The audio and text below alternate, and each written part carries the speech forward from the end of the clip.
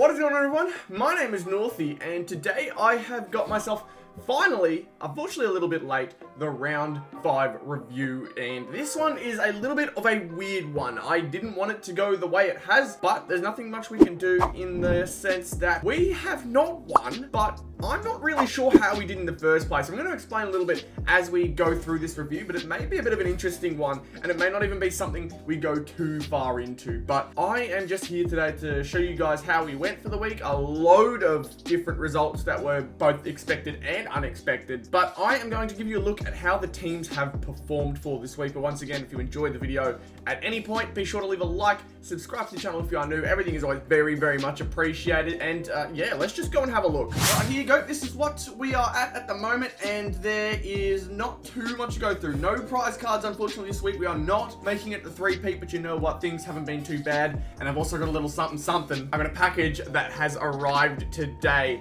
and it's pretty nice. I'll let you have a guess as to what's in there, but let's have a look at how this week has gone. So I'm going to start off with the tips, because tips are just poor this week. Let's go down to the round we are at. We are at round 5, and it actually says I've done 0, which is just not true. It's another one of those weeks where for some reason it has given me none of them. I think after a while it did something similar to another round here. I had 0 out of 8, but I very clearly didn't, and I think it's done something similar here. It will eventually update itself, but we didn't get all that many right anyways. We got Gold Coast right, Geelong right, we also had Giants right. That's it, 3 out of 8. That's all we had. Eagles got themselves a win. The Dockers, the Power managed to win as well, so there's 4. I'm all over the place, but yeah, 4 out of 8, so 50% on the dot. We just didn't get ourselves the Dogs. Essendon won, the Melbourne Lions won. Lions have now started to find their form. Geelong versus North was depressingly correct.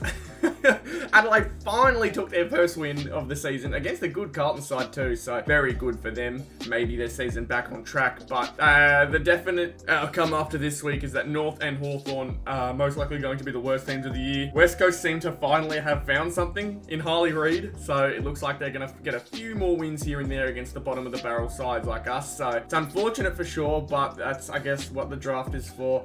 And yeah, that's unfortunately all that we've got. So 4 out of 8 is nothing really to write home about, but that is what we have gotten so far for the round. Then we move over to Star Powers. Star Powers is a very, very interesting one this week. So this is who we ended up having, and I'll go through a little bit as to who did what, but we'll check the ladder, and this is not right at all. These are not the right ranks, the right stats, anything like that. But at the same time, we didn't get to do anything major. Zach Merritt had 104 points.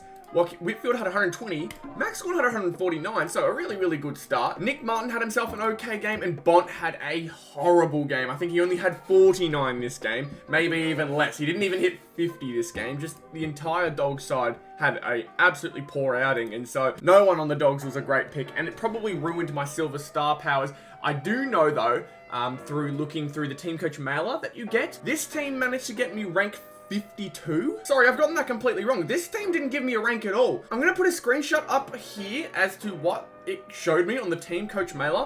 I actually didn't get a score here, and I don't think any of the scores on the left have changed. I'm really not sure what has happened this week. It's been a very, very, very weird week, and it is disappointing for sure, but I mean, I don't know what's going on. None of the scores here have really changed, I don't think. We'll have to see what exactly happens over these next few days, but I wanted to hold back from making this video because it just feels like this entire week has been messed up. Because I looked through the footage and it said that my weekly selection had been saved, but then when I jumped back onto the Teamcoach site, everything was gone, and so I'm not sure exactly how last week went. I know someone in the comments had mentioned that they thought they actually won last week. They got number 1 for top 4, but they didn't get a prize card. They didn't get anything because the scores haven't been updated. So it's a very weird situation going on. Hopefully it gets picked up soon, but this would have been all right. It may have won a prize card. I'm honestly not sure now, but I don't think it has purely because of Bont's performance. If we had picked Sheasel,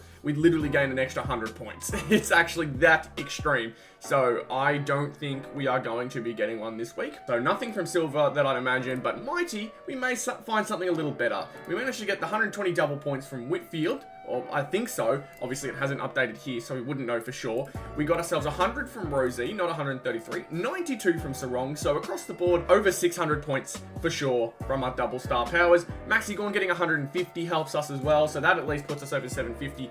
and I'd imagine that Nick Martin's performance, no matter what it does, will get us over the 800 mark. I can't actually remember off the top of my head what Nick Martin got, but over 800, would that get us a prize card last week? No, that is not guaranteed a prize card. You can see last week, we managed to get 912.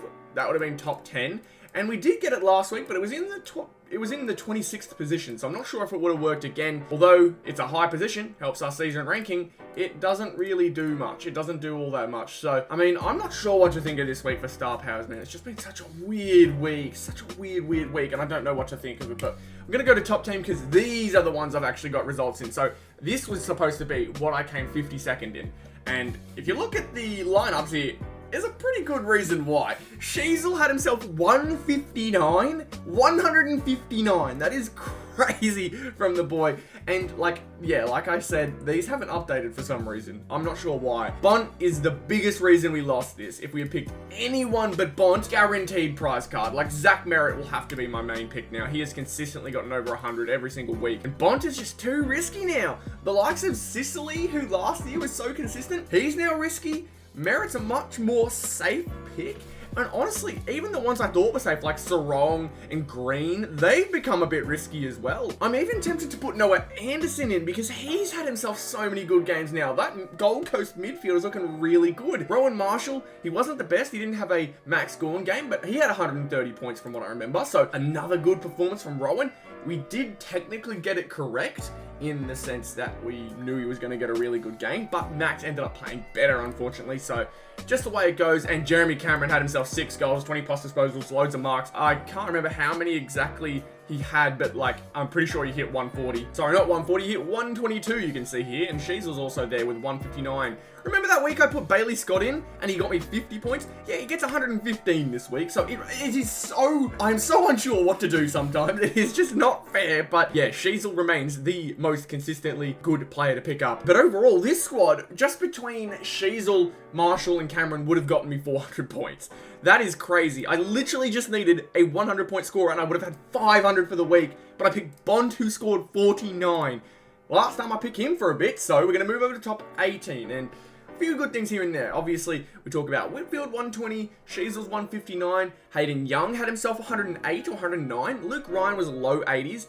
We picked the wrong Saints backman. Bradley Hill had 150. The dude went off. Sinclair, though, had around 75, so half that. McGrath had himself a better game than previous 61 that it says here, so that's a positive as well. Bont, unfortunately, mate, you're going to have to go. No, Zay, I think he had himself a 100-point game. Not quite. 90-point game. Not terrible. He's better than some others that would have been up there. Like, Toby Green's close to him, 93. Josh Kelly, only the 85. Like, he definitely didn't play the worst. But like I said, Bradley Hill's 150. That is crazy. Maybe we have to look out for Bradley Hill. Switch him in. But I think you saw in there as well, Tom Green.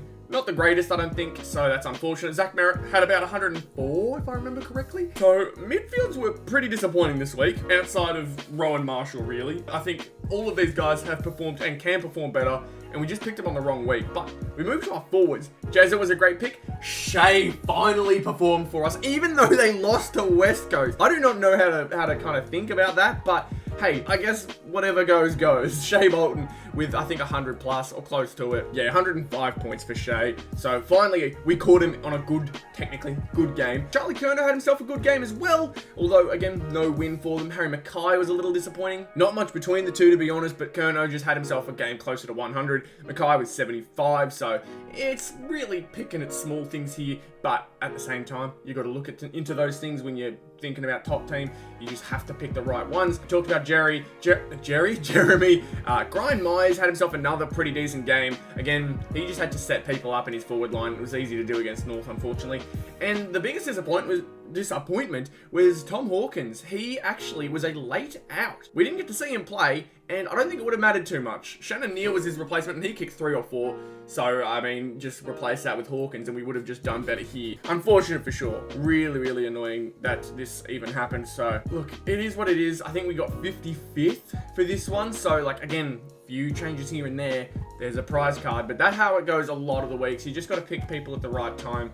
and we've tried doing it in some places and failed in others, so it's really just up to luck for the most part, making sure you make educated decisions like who are guaranteed players, who are coming up against teams that are most likely to let up a lot of goals. It all comes down to that type of stuff, so we'll see how it goes by next week. A few more players coming in. We're going to have Heaney back, we're going to have Goulden back, we're going to see how those guys do. Lots of things to change around here, but unfortunately no prize card this week. And that is all I have for you today. Sorry it seemed like a really jumbled and messed up type of video here today. It's just the way Teamcoach has kind of done this week has made it really confusing. So I hope you guys have managed to sort something out. Maybe seen if you've gotten a prize card. I know that I've already gotten a comment from someone saying they were supposed to get one but didn't. So really concerning. Hopefully it all gets fixed up really soon. So best of luck to everyone regarding all that stuff. So thank you all very much for tuning into this one. I hope you enjoyed.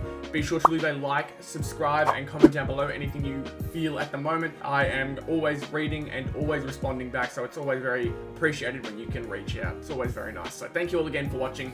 I'll see you all in the next one. Good